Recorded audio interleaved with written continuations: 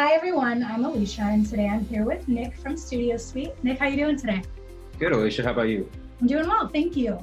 So in this video, we're going to be discussing remote access of Studio Suite. So you guys have this integrated into your software.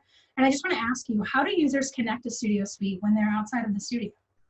That's a great question. We offer several routes to connect when outside of the studio. You can use the FileMaker platform, the FileMaker Pro client for both Mac and Windows, with which you can connect directly to your Studio Suite database.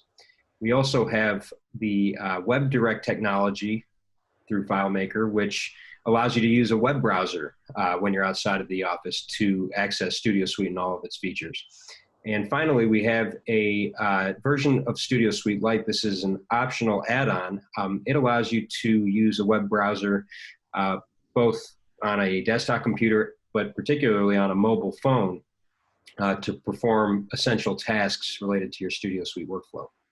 Wonderful. And they're able to see everything that they have going on within their Studio Suite software, all of their scheduling, all of those APIs that are integrated into the software. They're able to see them right there on their phone or right on their desktop at home.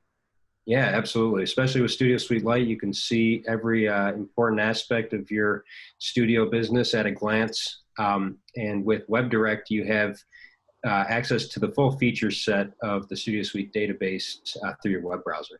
Okay. Well, that's wonderful that you guys have that as a part of Studio Suite. And I know that's very important today to be able to access that wherever you are. If changes are made and maybe you're not at the studio, that's super important. So thank you so much, Nick, for telling me a little bit more about that.